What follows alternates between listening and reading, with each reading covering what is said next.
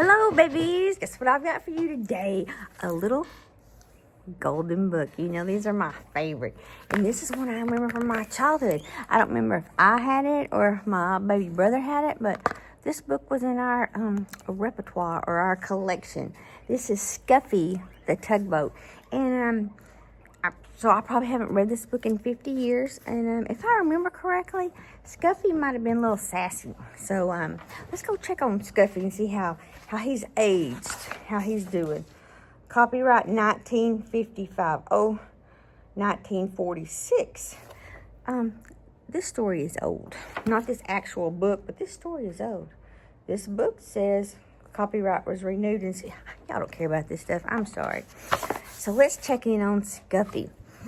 Scuffy was sad. Scuffy was cross. Scuffy sniffed his blue smokestack. There's a lot of news today about smokestacks. A toy store is no place for a red painted tugboat, said Scuffy, and he sniffed his blue smokestack again. I was meant for bigger things. Whew, I better be careful with my Scuffy sniffing, or I might sniff some some stuff. Yeah, Mimzie better just read the words. We don't have to act them all out. Perhaps you would not be cross if you went sailing, said the man with the polka dot tie who owned the shop. Unless you get seasick and you don't have any Dramamine with you. Yeah, I know about that one. So one night he took Scuffy home to his little boy. He filled the bathtub with water. Sail, little tugboat, said the little boy. I won't sail in a bathtub, said Scuffy. A tub is no place for a red-painted tugboat. I was meant for bigger things. Oh, this is what we call looking a gift horse in the mouth. I told you Scuffy was tacky britches. The next day, the man with the polka dot tie and his little boy carried Scuffy to a laughing brook that started high in the hills. Ha, ha, ha, ha, ha, ha. That's me being a laughing brook. Did you get that? Sail, little tugboat, said the man with the polka dot tie. See the man with the polka dot tie? He's a funny guy. It was spring, just like now, and the brook was full to the brim with its water, and the water moved in a hurry, as all things move in a hurry when it's spring. Scuffy was in a hurry, too. Oh, no. Uh-oh. Come back, little tugboat, come back, cried the little boy, as the hurrying, brimful brook carried Scuffy downstream. Not I, tooted Scuffy, not I. This is the life for me. He is running amok.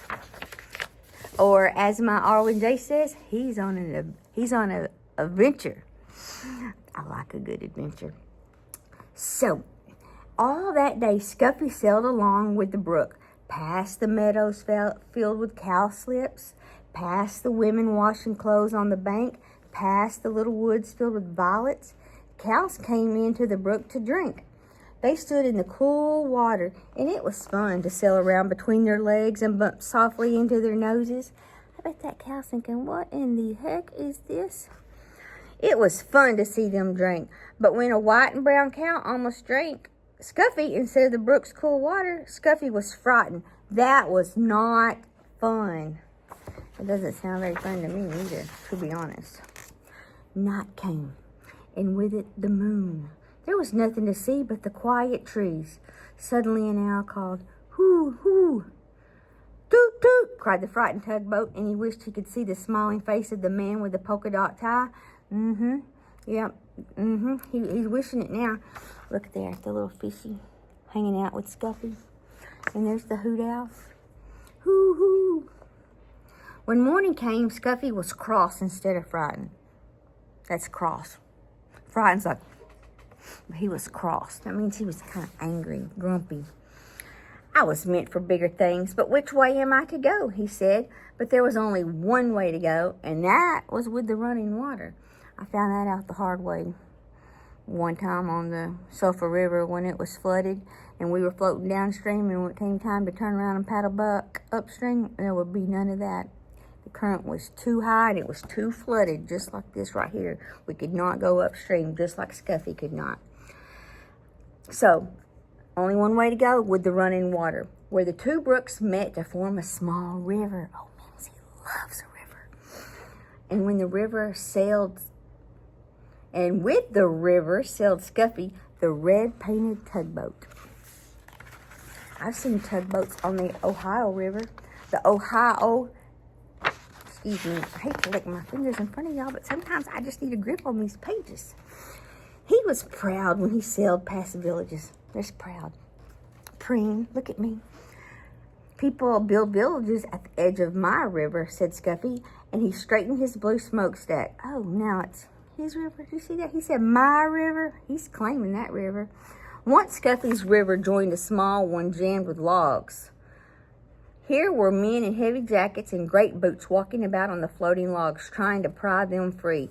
That is a very dangerous and scary job. Toot, toot, let me through, demanded Scuffy. But the man paid no attention to him. They pushed the logs apart so they would drift with the river to the sawmill in the town. Scuffy bumped along with the jostling logs. Ouch, he cried as two logs bumped together.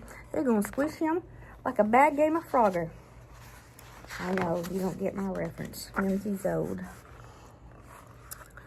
This is a fine river, said Scuffy, but it's very busy and very big for me.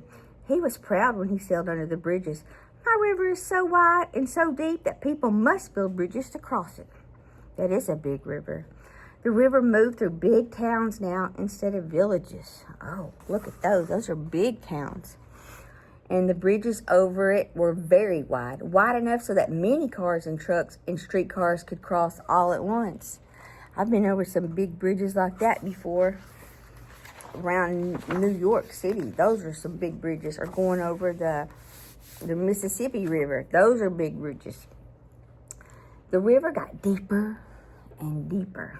Scuffy did not have to tuck up his bottom. That means he wasn't going to drag. It was not shallow. It was deep. The river moved faster and faster. I feel like a train instead of a tugboat, said Scuffy as he was hurried along. He was proud when he passed the old sawmill with its water wheel. We don't see sawmills often anymore, but they're very interesting if you can ever find a real sawmill.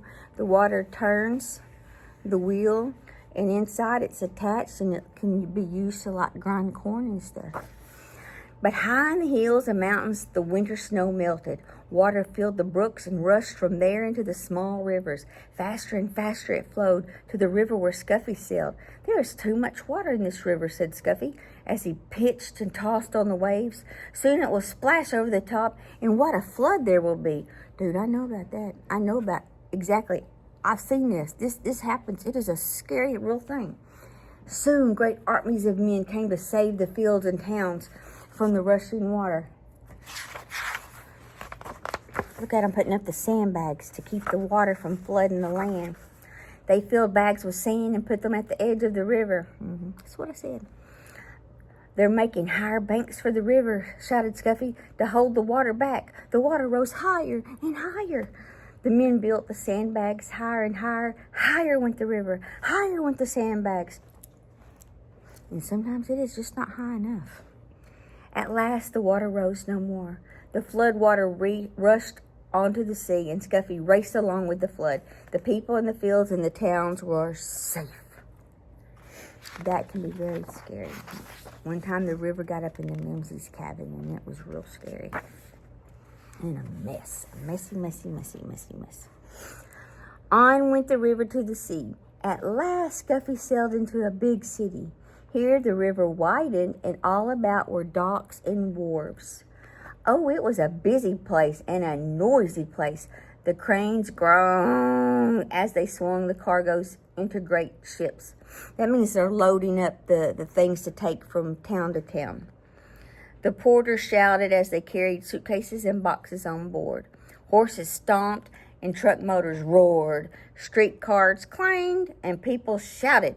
Scuffy said, toot, toot, but nobody noticed. Yeah, look how little he is, and those are great, big ships. Big. Oh, no, cried Scuffy when he saw the sea. There is no beginning, and there is no end to the sea. I wish I could find the man with the polka dot tie and his little boy. It ain't looking good, Scuffy, because you are far from home. Just as the little red-painted tugboat sailed past the last piece of land, a hand reached out and picked him up. And there was the man with the polka dot tie with his little boy beside him. Now, what are the odds of that? What are the odds? Scuffy is home now with the man with the polka dot tie and his little boy. He sails from one end of the bathtub to the other. I guess so. I guess he's real happy to be in that safe and sound bathtub. It's not too big for him. This is the place for a red painted tugboat, said Scuffy. And this is the life for me. I love a good little bit of irony. And I like how Scuffy the tugboat ended. I hope you like it. You know I like my little golden books. But you know what I like even more? I like you. So don't forget, Mimzie loves you.